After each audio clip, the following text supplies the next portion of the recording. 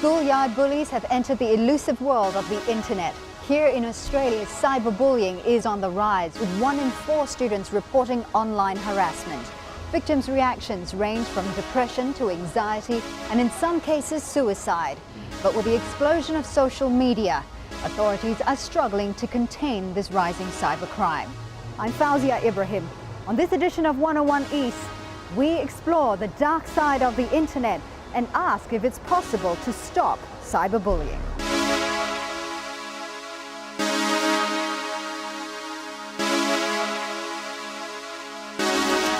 You're fat and ugly. Your comment is not needed here, you sack of Why the would I want to get to know you?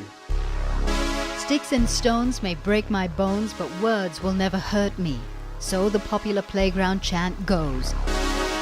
But it's not always true, particularly when those words occur on social networks, a constant barrage of cyberbullying 24 hours a day. I'm gonna get you, you ugly sack of No one loves you. You just wait till we meet. You're dead, mate. You're a idiot. Today, Melbourne student Mickey Kendall is directing an anti-bullying drama for a local community TV channel. She says she knows what it's like to be harassed.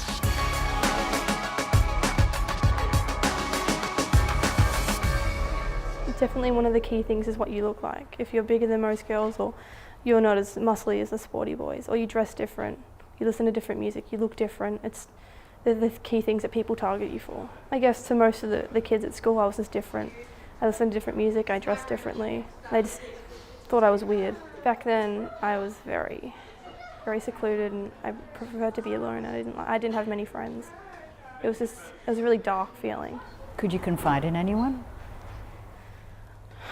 Not really, no. I had that feeling of embarrassment. I didn't want to. I didn't want to tell anyone because I was like ashamed that I'd let it happen, kind of feeling. Why do you think you let it happen? Back then I think as well I wasn't as confident with myself, so. 2 shots, C, take 1. Mickey's short film explores the impact of cyberbullying, where name-calling and harassment is done via texting or online. Most bullying face-to-face is a lot more physical, or verbal and physical. But with cyberbullying, it's like they're hiding behind a wall. They have a chance to say something they wouldn't say to that person to their face. And it's because people are so dependent on the social networks that it's more accessible and easy for people to target others.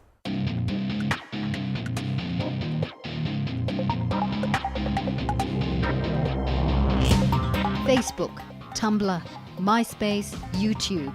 They're the most popular social network websites for young people. It's a cyber playground where the digital age generation maintain and grow their circle of friends round the clock. This is a generation born with a mouse in its hand. There's no downtime. You're constantly on, and if you're not on, you feel like you should be on. Child psychologist Michael Carr-Gregg says the pervasive nature of the internet means cyberbullying can have a devastating psychological impact on young people. The bully has reached into the part of their world which they use to communicate with their friends. So they feel violated, they feel a massive intrusion, and they find it very, very difficult, therefore, to move away from it. We give the advice, block and delete. Much easier said than done when you rely on the technology to stay in touch with your friends who aren't bullying you. Michael empowers his young clients to deal with cyberbullying, but he worries about those who don't receive help and support. Some young people will do things online and they'll get humiliated, but they'll have sufficient resilience and they'll just wash over them and they'll pick themselves up and move on. But for others who have this kind of inherent weakness, this inherent susceptibility to mental health problems, it can be devastating.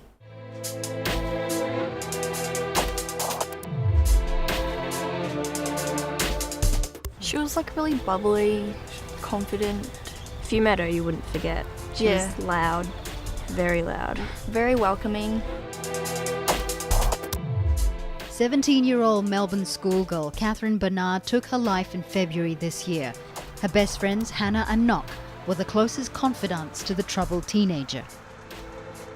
She did have depression, and she had problems with like family, and she kind of felt like no one was really there for her. Like, she told us everything, and she'd call up crying, and she said like that she knew that we were always there for her. There weren't many people who were. The day Catherine decided to take her life, she had just started at a new school and was feeling lonely. She had come home, turned on her computer, all in the hopes of finding solace in her Facebook friends. Well, at the start of the day, we were all like happy. Like, you wouldn't expect it, but during the night time, she like saw something on Facebook, which just made her start talking to the ex-boyfriend again. And What did she see? Oh, just her ex-boyfriend and one of her friends, which she thought was a friend. That was also talking after about her. Yeah, that was also after her first day back at school. So Yeah. She left didn't have the early. best day at school, so she was in a bad mood because of that. And that's when she said she was going to go for a walk, which is what she usually does when she was upset, but she'd always come back. Hannah called her up, asking where she was, and she was at the train station. And a month before, she tried killing herself As the train at the passed. train station. When we heard that she was around the station, we were like, oh. And then she said, call me back in 20 minutes. And we were like, I said, you better pick up. She's like, I will.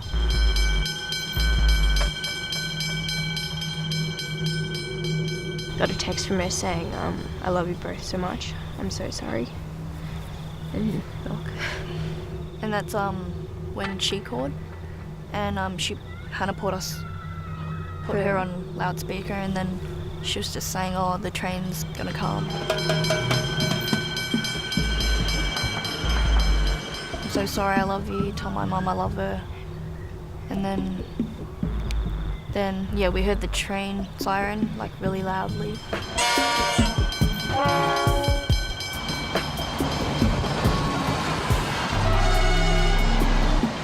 We knew she'd do it one day. But yeah, it was the bullying that did tip her over the edge. Catherine's suicide is one of 3 this year linked to cyberbullying in the state of Victoria.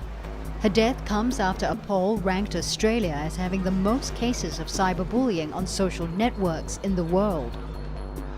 I visited St Albans Secondary College, one of Victoria's top government schools, to get a sense of what the nation's youth thought of cyberbullying. How many people here at this table use social media?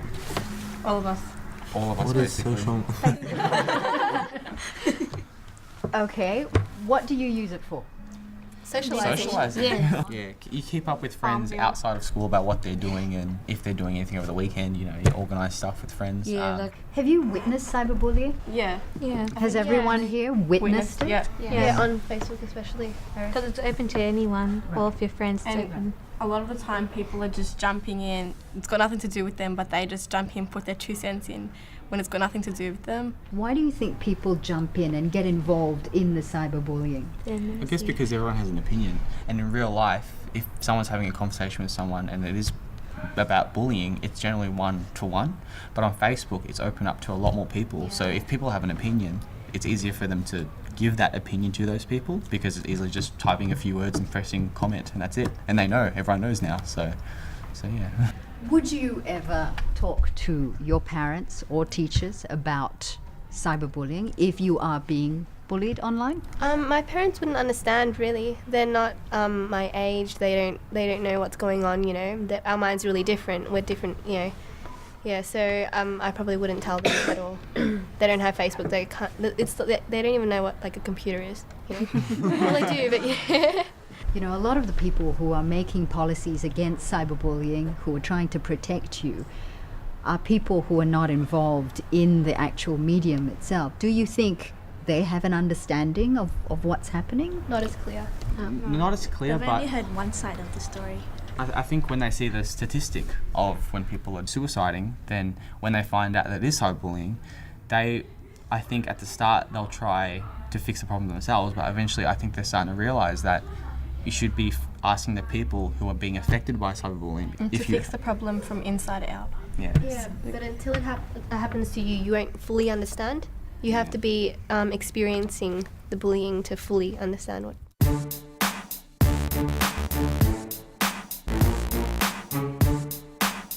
Government helplines and websites are readily available, but many young Australians say they can't relate to the help being offered. Lawmakers are now taking a different approach. And a lot of people my age, your parents' age, probably don't know as much about what can happen online and how to be safe online. Today, State Education Minister Martin Dixon is getting schooled on cyberbullying by students at St Albans College. He admits that policymakers are struggling to understand the intricacies of social media. The generational gap really is part of the problem. It's the young people have total control over this. They have the knowledge, they have the language, and they have the technology. And so it is something that is really honed in and zeroed in on these young people and their world and their cyber world. And that's what makes it harder for adults to work with young people, because to a degree we're excluded from it. Minister Dixon acknowledges that today's young generation wants to be involved in decisions affecting them. A new anti-bullying campaign launched in early March is being led by Victoria's youth. We're now taking it to this next stage where the students themselves have got to lead the campaign. We've got to use their language, their images, their ideas and communicate that using the social media that young people use. So to a certain degree we've got to trust and empower our young people to take up the fight.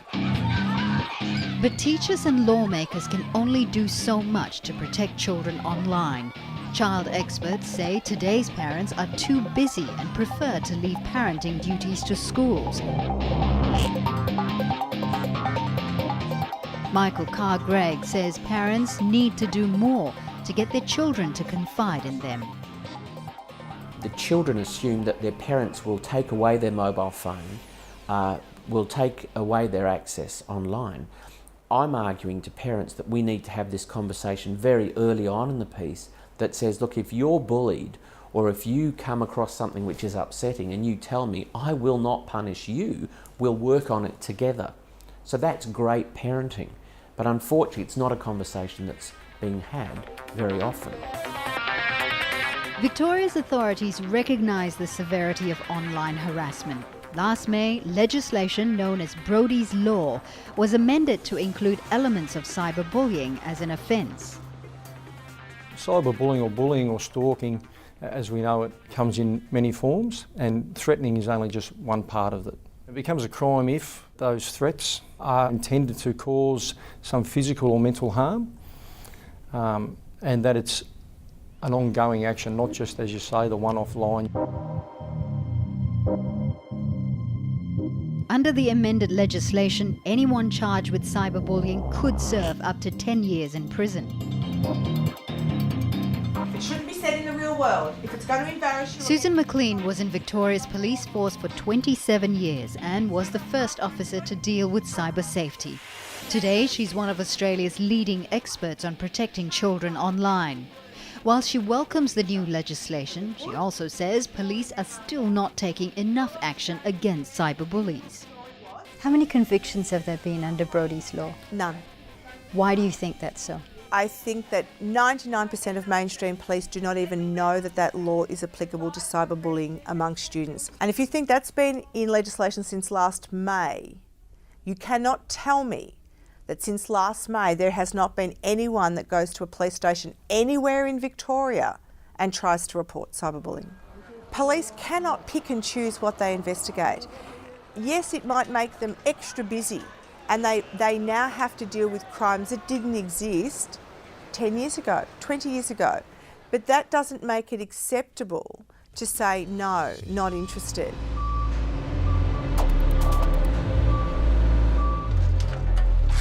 Lloyd Kennedy knows only too well the frustration of being cyberbullied. The 19-year-old from the small city of Geelong outside of Melbourne was targeted on a Facebook page known as Root Rater. It's an anonymous site that rates people according to their sexual performance. He told me how a few disgruntled former girlfriends had started spreading vicious rumours about him on the website. And it had worst thing going around, you know, it gives AIDS to women, so just be aware. And, you know, it had like a minus 10 out of 10. I feel very gutted and embarrassed, in fact, you know, knowing that someone has done this to me. And that, you know, I feel like I can't walk my own streets of my own city knowing that people know about this information and thinking that, you know, how do I know if these people believe it or not, you know? Because it's just gone around to about 10 to 15,000 people who live in Geelong, and, you know, every single one of them could believe it. Lloyd said he also received anonymous prank calls and abusive text messages. Then he discovered someone had set up a website called Kill Lloyd Kennedy. It was an out-and-out threat, and you know, took this to the police, and what did they say? And the police said there was just nothing they could do. Like, you know, there's just childish little things, and, you know, these people need to grow up, and, you know, you just need to let it go. And I'm thinking, yeah, I know I need to let it go, but can't you see, this is just out of control. Having a threat with my name in print, you know, surely that's got to say something. You know, I don't want justice, but I just want for you people to just warn them, don't continue to do this, because, and, you know, they just didn't seem to do much about it.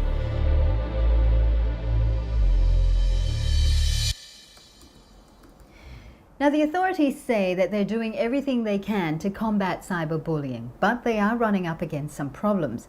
Firstly, there is no consensus on the definition of cyberbullying. Also, current legislation is just too broad.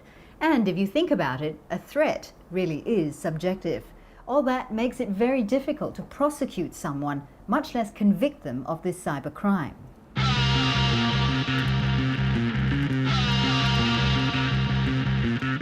The problem is further compounded by the ambiguous, anonymous world of the internet. It's where trolls lurk. People who intentionally post provocative statements just to get an emotional response from the reader.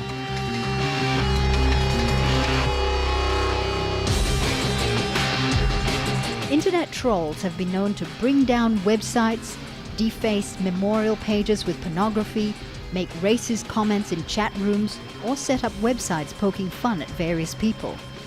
They see it as teasing, pranking, a bit of fun. Others see them as bullies. I contacted an internet troll who agreed to speak to me, but only under the cover of anonymity. Most trolls are portrayed as mean, disgruntled, and socially inept.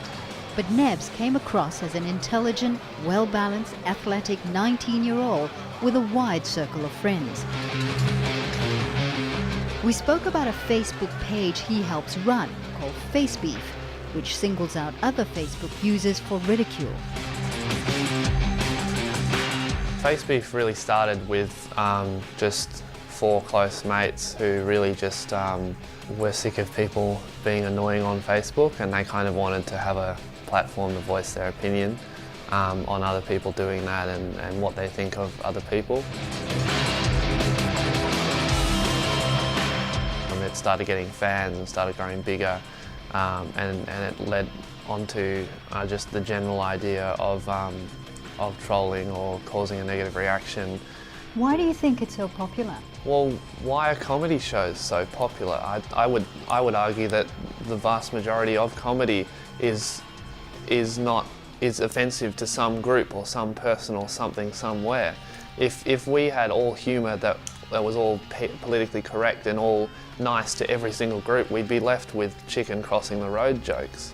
I think that everybody's raised to be nice or say nothing, and that to me is censorship. I think if you think something is stupid, you should say so. How different is what you're doing to cyberbullying?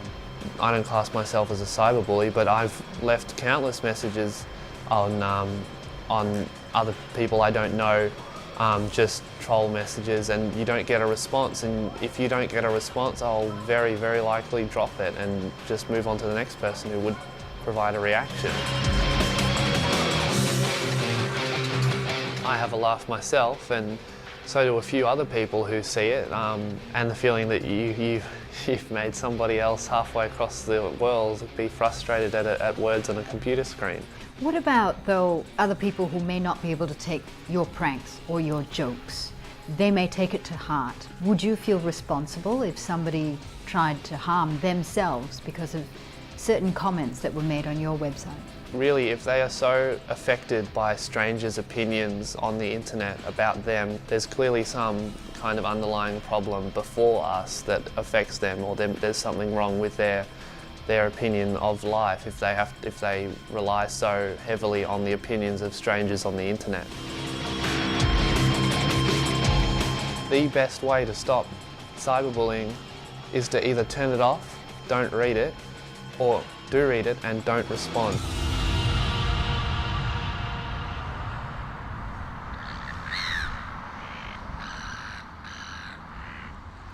Tom Wood has similar advice for anyone facing harassment in the cyber world.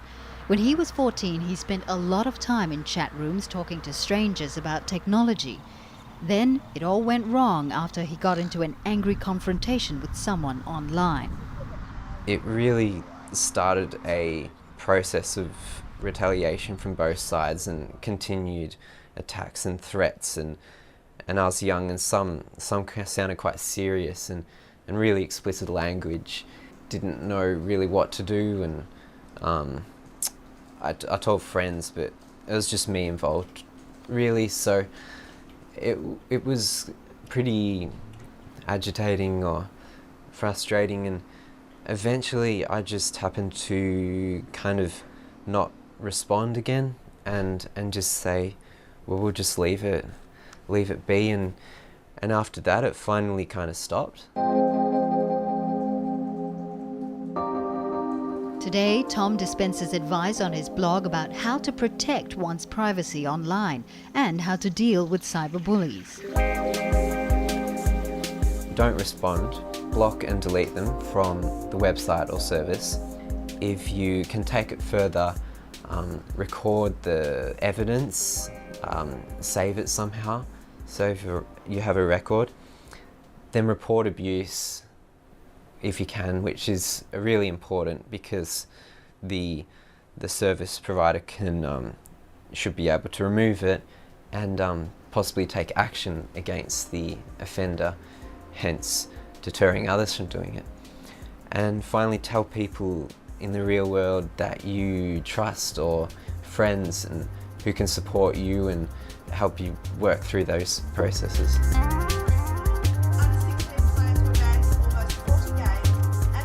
Susan McLean too has a warning for anyone who may be tempted to participate in online harassment. Everything you do online is permanent. You will be tracked, you will be found out, and there will be a consequence. Whilst some kids joined it and posted horrible comments, other people just joined it because everyone else joined it. By joining it, you're basically agreeing to it. Doesn't matter whether you post, it doesn't matter what you do. If you have clicked it, if you have joined it, if you have liked it, you are accepting this is acceptable behaviour.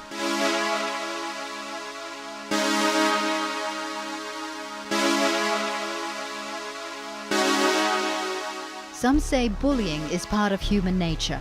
Online harassment, however, has taken it to a whole new level.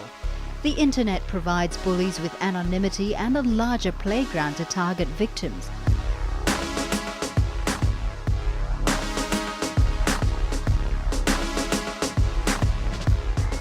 As technology advances, it may be up to the users of social media to find ways to tackle the dark side of the web.